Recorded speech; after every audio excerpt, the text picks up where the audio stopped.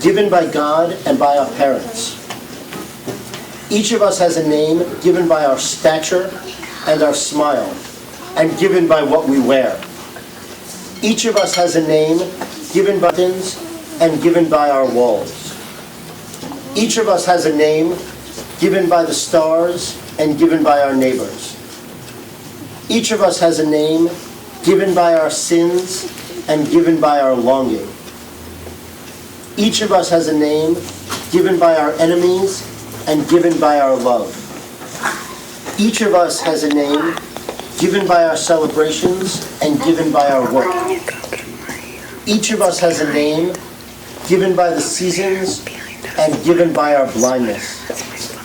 L'chol ish yesh shem shenatan lo hayam v'natan lo mavato. Each of us has a name given by the sea and given by our death. And so each of us in this room has many names, has the name that we're called by our friends, our family, our co-workers, our students, our teachers, those in whose footsteps we follow, those who we hope will follow in our footsteps. And to be called by a name is really to be called into community. Because if you're living by yourself on an island, you don't need a name. There's nobody to talk to. It's only by being in relationship with other people, being in relationship with a community, that we need a name.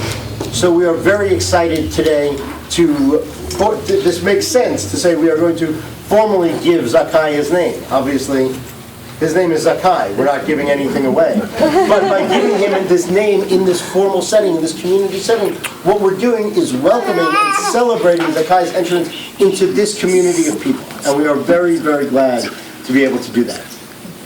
So,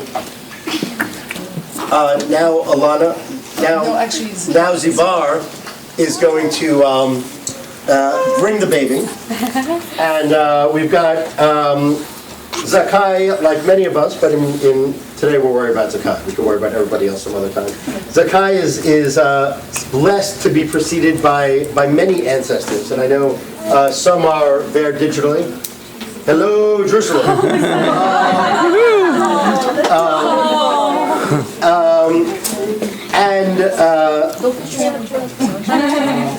So what we have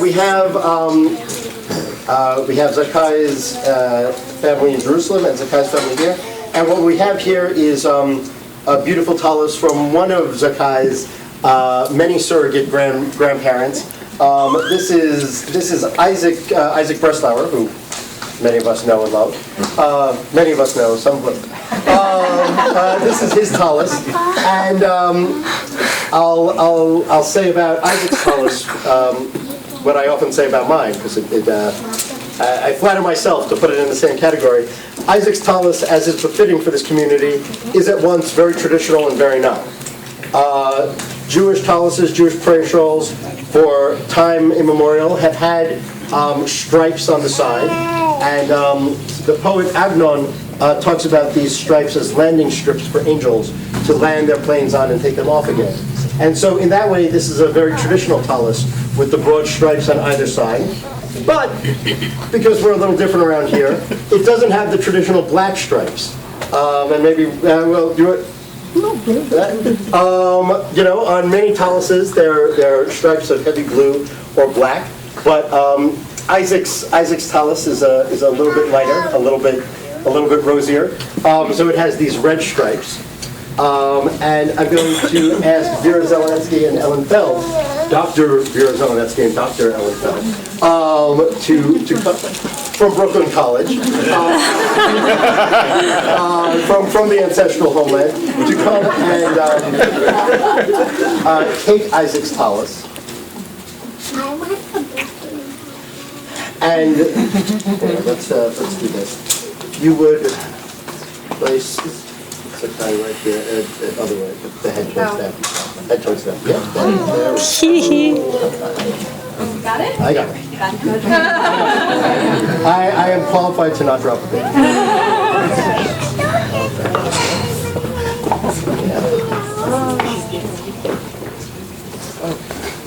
I got you.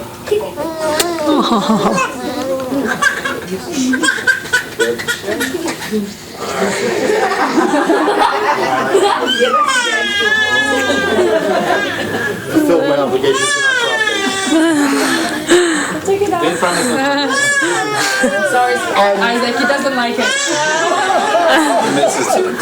The red.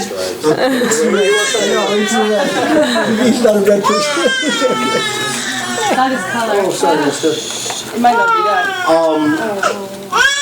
But the tallis, when we put on a tallis in the morning, we'll have to, you can do things for their good in absentia, so we'll have to speak a little blessing for Zakai and a little bit of absentia. When you put on a tallis in the morning, the bracha is Baruch atah Adonai Eloheinu melech haolam asher kibshanu b'shekav v'tzivanu lehitatef batzitzit. And the blessing is to wrap yourself, to engulf yourself, to hug yourself in a tallis. And even if at moments it might be a little dramatic, it is very much my hope that Zakai will come to feel enveloped and hugged and held by this community as represented by Isaac's tallis. I'm going to suggest just a little change of order while Zakai gathers his composure.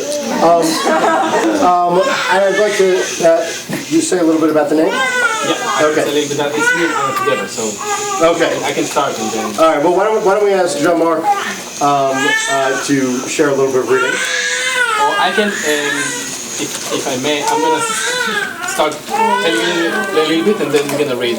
Jean-Marc is gonna read the Hebrew and Zivar is gonna read the English. What? I think Anna has someone else in mind for English, but we can. I can. Why don't you start reading and we'll Okay. adjust on the fly. We'd like to welcome Yakir Zakai into our community. We both feel blessed to have him grow up in this wonderful place with these wonderful people. For us, finding Beacon, and specifically BHA, is an unending source of joy. We're sure that it will be for Zakai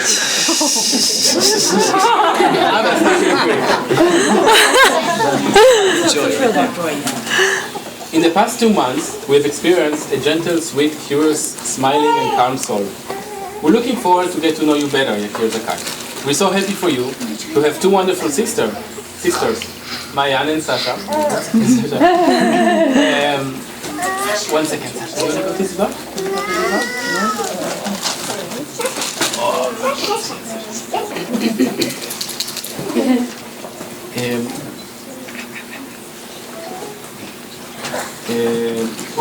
Who can't wait for the opportunity to take care of you and already loving you so much. In Hebrew, the meaning of Yakir is precious, and the meaning of Zakai is innocent. But that's not really why we chose those names for you. Yakir was a precious friend of mine.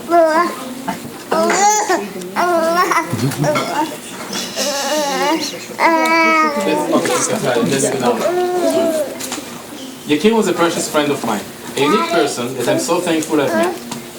His presence changed me and created a special place in my heart where I practice a little bit at a time being Yakir. Always kind, accepting, optimistic and cynical at the same time, and always humble and funny. Though I don't want my son to have the burden of having someone else's name and or troubles, I'm sure that he will carry Yakir's name as Yakir truly was in this world. A blessing. I wish for my friend Yakir's soul to rest in peace, and I'm sure that wherever you are, and you'll make sure that Yakir Zakai will have a wonderful life. And I miss you. Milky, no. 1 second, Sasha. 1 second. Can someone bring her milk? Okay, here. Right. She woke up from it now. Yeah. As for Zakai, we were conflicted a little bit. Our dear friend Zivar had texted to us, and it was basically ignored for a few days. Why? Because there's no way we call our son a name that in modern Hebrew means innocent, as if not guilty, as a legal term. As if you need to be proven something. When Zivar told us that in ancient Egyptian it also means, it helped a little bit, since we really love the sound and the meaning in ancient Egyptian. But we also liked it as short for Zakai, which means remembrance of God. What really brought us the name Zakai for him was the story of Rabbi Yochanan ben Zakai, which is we're gonna read the text. Basically, historically there was a temple in Jerusalem, and the Jews were practicing worshiping God in the temple. And then there was a war with the Romans, and to make a long story short, the temple was destroyed by the Romans. And Rabbi Yochanan ben Zakai was fleeing out of Jerusalem. And there is a story of him that Jean-Marc and whoever is going to read the English, going to read soon, of one of the students of Rabbi Yochanan ben Zakai, asking, like, what should we do now? Like, how can we keep Judaism alive now? And let's see what he says. Let's read the Hebrew first. Spoiler alert. I'm gonna just grab some back. Thank you. Why don't you come up here? Okay. Live studio audience. I don't know if the Skype is still open. Can you see us? Natural audience. Do you want to do tag team? Like just take one line and you take one line? Just read the No, passage. just read the whole line. I trust that you can do it. Got it? Yeah. Okay.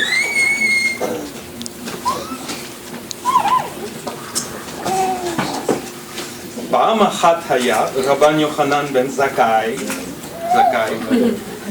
יוצא מירושלים והיה רבי יהושע הולך אחריו וראה את בית המקדש הרב. אמר רבי יהושע, all together now, אוי לנו על זה שהוא הרב מקום שמחפכים בו עוונותיהם של ישראל. אמר לו רבן יוחנן, בני, אל יירא לך, יש לנו כפרה אחרת שהיא כמותה, וזו גמולות חסדים, שנאמר, כי חסד חפצתי ולא זבח. What's the English? Translation. Oh, right. I can do it. Yeah, go ahead, Zuba. It's on the other side. Where is it? Okay. Rabbi Yochanan ben Zakai was once walking with his disciple, Rabbi Yoshua, near Jerusalem after the destruction of the temple. Rabbi Yoshua looked at the temple ruins and said, "Alas for us, the place which atoned for the sins of the people of Israel, for the ritual of animal sacrifice, lies in ruins." Then Rabbi Yochanan ben Zakai spoke to him these words of comfort. "Be not grieved, my son. There is another way of getting atonement, even when the temple is destroyed. We must now gain atonement through the deeds of loving kindness. For it is written, loving kindness I desire." Thank you. So, loving kindness, that's one thing that we wish for Zakai. And in the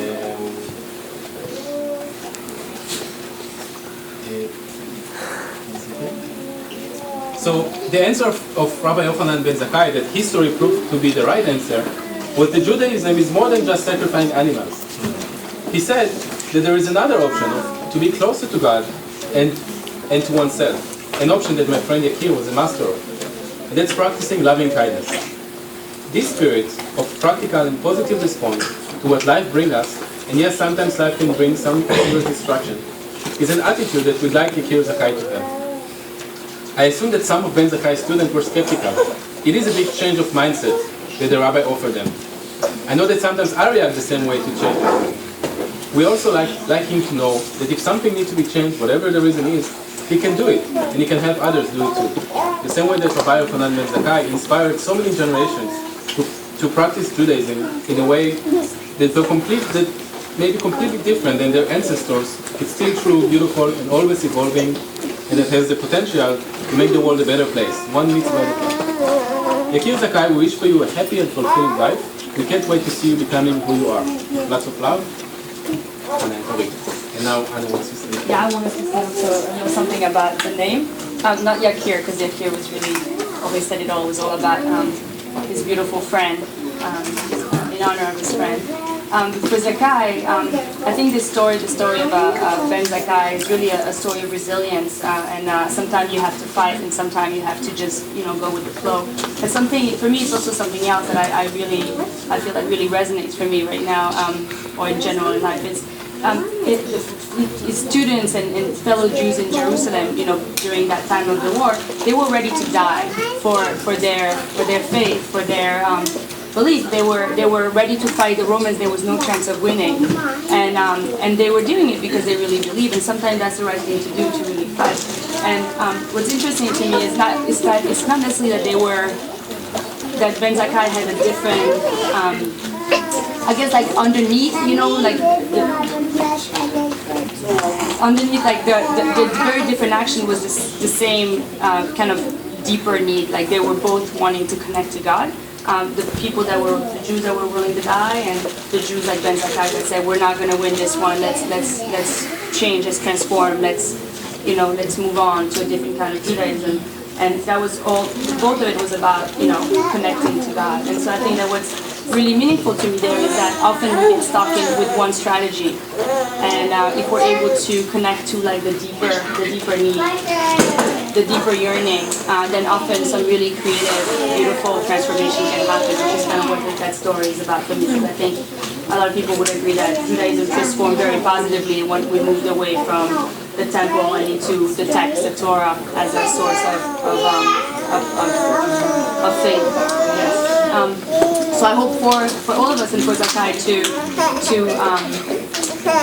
stay connected to the deepest needs and to the deepest yearning, and not to get too caught up with one specific set of strategies in his life. About the pure, Zakai as ancient Egyptian as pure. Pure was always problematic for me, and the song that we chose to start and end the ceremony is a song Elohai Neshama Shnatata Bi Teorai. It means, God, the soul that you gave me, it is pure. And I learned it when I was in a Jewish meditation retreat, and I was always having trouble with this song because I don't, feel or think that my soul is pure, that our soul is pure. And then at some point I came to, during a retreat, I came to think of it as not meaning pure as in perfect, flawless, but I get it like this deepest yearning, the essence of things being often, really quite beautiful.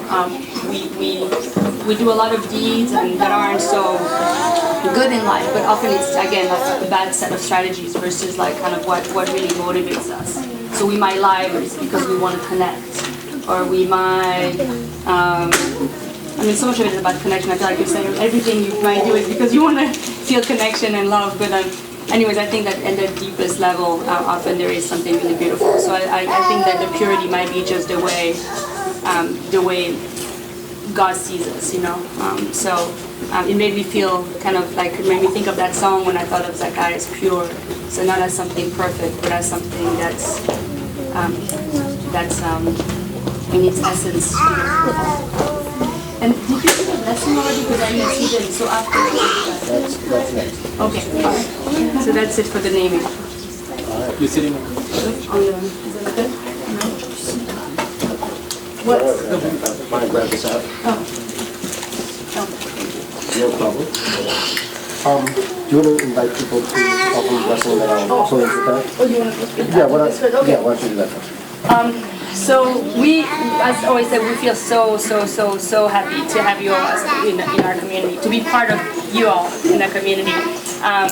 And we wanted to do this ceremony, this welcoming ceremony for Zakai, and we hadn't done anything like that for Mayana or Sasha. And I felt a little bit awkward at first, like, why are we doing something for Zakai we didn't do for Mayana and Sasha? And I think the answer was simple, that we didn't have a community before. We stumble on Beacon and we fell in love with the mountain and the reservoir and the river, and we fell in love with the cricket noise in the summer, and we fell in love with the people, and we totally surprised ourselves with falling in love with a religious community and with Brent, because we were never part of a religious community and we never meant to really associate ourselves in that way. But Brent is doing this incredible work and is creating such a